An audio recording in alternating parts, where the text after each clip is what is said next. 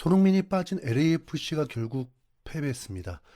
서부 컨퍼런스 6위 팀인 오스틴과의 원정 경기에서 졸전 끝에 0대1로 아쉽게 패배를 당한 건데요. 이번 패배는 단순한 1패가 아니었습니다.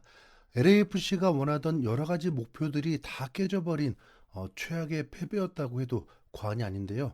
우선 서부 컨퍼런스 1위에 실패했습니다. LAFC가 1위에 오르기 위해서는 남은 경기를 모두 승리로 장식했어야만 했거든요.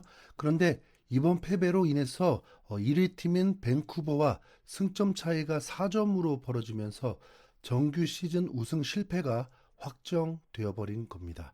물론 MLS는 정규 시즌 우승보다 중요한 게 플레이오프인 MLS 컵 우승인 건 맞습니다. 마치 한국 야구와 비슷하게 정규 시즌 우승보다 한국 시리즈 우승이 중요한 것처럼 말이죠. 하지만 손흥민이 이끌었던 LAFC의 5연승 그리고 손흥민이 없이 이어가던 6연승에는 분명 큰 의미가 있었습니다. 손흥민이 오기 전에는 중위권에 불과하던 팀이 월드 클래스 선수의 영입을 통해서 새로 태어났고 그걸 바탕으로 파워랭킹 2위로 급상승했잖아요. 거기에 부안가라는 기존 에이스와 공존을 넘어서 시너지를 폭발시키는 흥부 듀오를 결성했고 두 사람이 팀에 18득점을 연속으로 기록하는 MLS 리그 신기록까지 세웠습니다. 그러면서 실제 순위도 수직 상승했고 정규 시즌 우승을 노릴 수 있게 된 거고요. 심지어는 국가대표팀에 차출된 상황에서도 손흥민의 영향을 받은 후보 선수들이 맹활약하는 놀라운 장면까지 보여줬습니다. 그러나 홈 경기가 아니었을까요? 손흥민 없는 원정 경기에서 LAFC가 무너지면서 그 모든 좋은 흐름이 무너져 버렸습니다. 참 많은 스포츠 경기를 봐왔지만 가장 중요한 건 흔히들 모멘텀이라고 부르는 기세거든요. 손흥민 이적 후에 정말 활활 타오르던 LAFC가 모두의 예상을 뛰어넘는 성적을 거뒀던 이유는 바로 손흥민이 그 흐름을 주도했기 때문인데요. 아쉽게도 손흥민이 자리를 비운 사이에 그게 막혀버렸다는 게 좀 씁쓸합니다. 더욱이 손흥민 역시 브라질과의 평가전에서 너무 일방적으로 패배한 탓에 슈팅도 못해보고 분위기가 좋지 않았습니다. 경기 내내 비가 오는데 손흥민 혼자 고독하게 최전방에서 고립되어 있는 게 가슴 아팠습니다. 5골이나 얻어맞은 탓에 공격수들만 강조됐지만 브라질의 센터백 2명은 모두 유럽 최고팀 소속의 막강한 수비수들이어서 더욱 쉽지 않았죠. 마갈량이 쓰는 아스날, 밀리탕은 레알 마드리드로 챔스 우승 후보 팀들의 주전 센터백입니다. 네.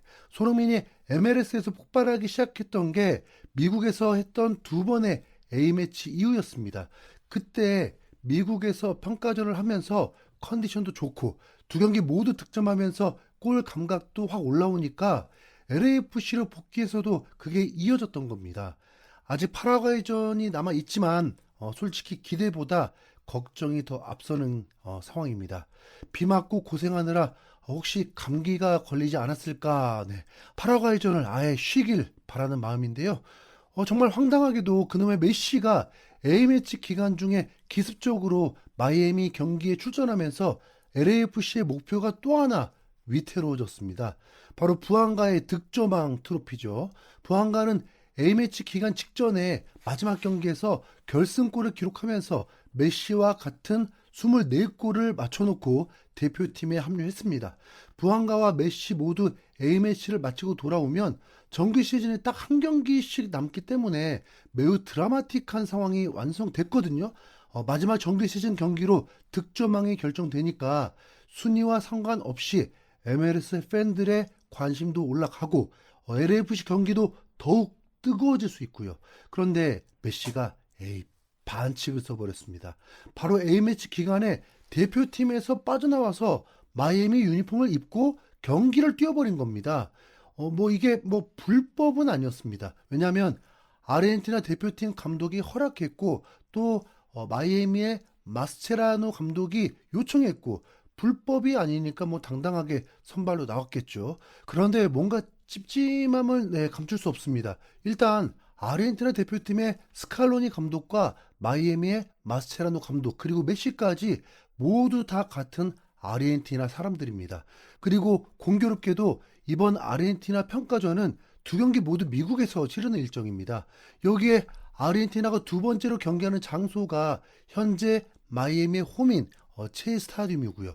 특히 스칼로니 감독은 베네수엘라전에서 메시를 아예 명단 제외하는 말도 안 되는 일을 저질렀습니다. 자, 여러분 한번 상상해 보십시오. 지난 9월에 한국 대표팀이 미국 원정을 갔는데 손흥민을 명단 제외하는 게 가능한 일인가요? 물론 뭐 인터뷰에서 메시가 없을 때를 대비해서 알바레즈와 마르티네즈를 시험해 보겠다 이런 말을 하긴 했습니다. 그래도 벤치에는 메시가 있었어야죠. 네. 그런데 메시는 교체 명단에도 없었습니다.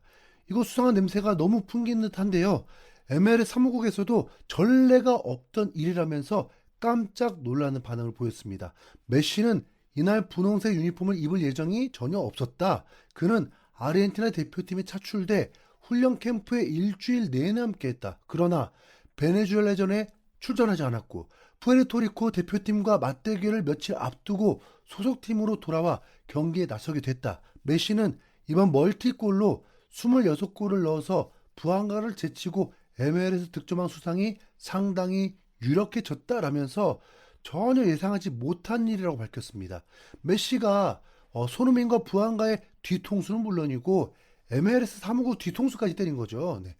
마스체라노 감독은 메시의 구단 복귀에 대해서 어제 경기 전 꽤나 긴박했다. 나는 스칼로니 감독과 이야기했고 그가 메시를 쓰지 않을 거라고 해서 보내주기로 했다. 나는 메시와 오늘 경기 출전에 대해 이야기했다.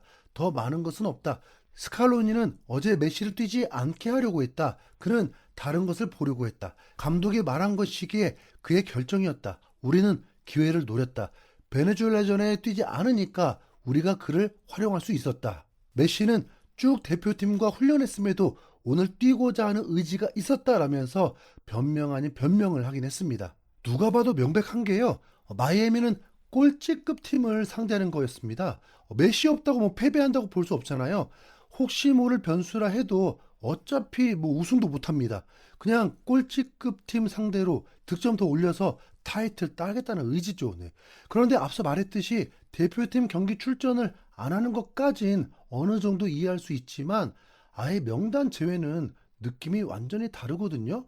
뭔가 사전에 치밀하게 계획된 거 아닌가 하는 의심을 떨쳐낼 수가 없습니다. 특히 메시가 지난 시즌 MLS 시즌 MVP였지만 득점왕 타이틀은 획득하지 못했다는 점에서 이번에는 꼭 득점왕을 타고 싶었을 텐데요. 미국 현지 팬들도 당황을 감추지 못하면서 A매치 기간에 이뤄도 되는 거야? 이런 일은 처음 보는 것 같은데 메시가 MLS 골든부트를 엄청 갖고 싶었나 보다. 이건 뭔가 잘못됐어. 법적인 조치가 필요해. 부안가와의 한판 승부를 기대했는데 김 빠졌다 등등 뭔가 비겁하다는 반응이 보였습니다. 왜냐하면 부안가는 가봉의 월드컵 진출이 아직 확정되지 않아서 이런 생각을 못 하거든요.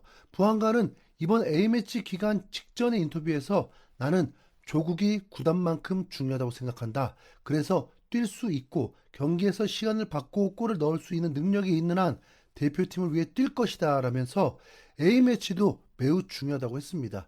아직 가봉이 월드컵 진출을 확정하려면 여러 가지 경우의 수를 따져봐야 되다 보니까 적어도 A매치 기간에는 득점왕 레이스보다도 가봉의 첫 월드컵 본선 진출을 위해서 전력을 다하고 있는 겁니다. 자, 반면에 아르헨티나는 남미 1위로 여유롭게 월드컵 티켓을 확보해 놓은 상황이니까 이렇게 득점왕을 위한 꼼수를 쓴 거고요. 물론 그 사이에 경기에 나와서 멀티골을 넣은 건 부정할 수 없는 메시의 능력이긴 합니다. 네, 출전한다고 무조건 골을 넣는 건 아니잖아요. 하지만 그럼에도 불구하고 뭔가 개운하지 못하고 찝찝한 느낌이 남는 건 왜일까요? 네. 정규 시즌 최종전에서 부안가와 마지막 대결로 그 한 경기 득점으로 승부를 갈랐다면 여러모로 더 흥미로웠을 것 같은데 말이죠. 결국 이 모든 문제의 답은 이제 손흥민입니다.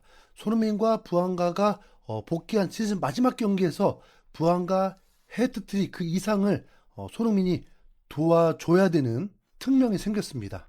손흥민의 두 자릿수 득점도 중요한데 아마도 손흥민은 과거 모우라처럼 이제 부안가의 득점에 총력을 기울일 듯합니다. 그러니까 그날 경기 때는 손흥민의 도움에 더 집중해 봅시다. 이상 윤성골이었습니다. 감사합니다.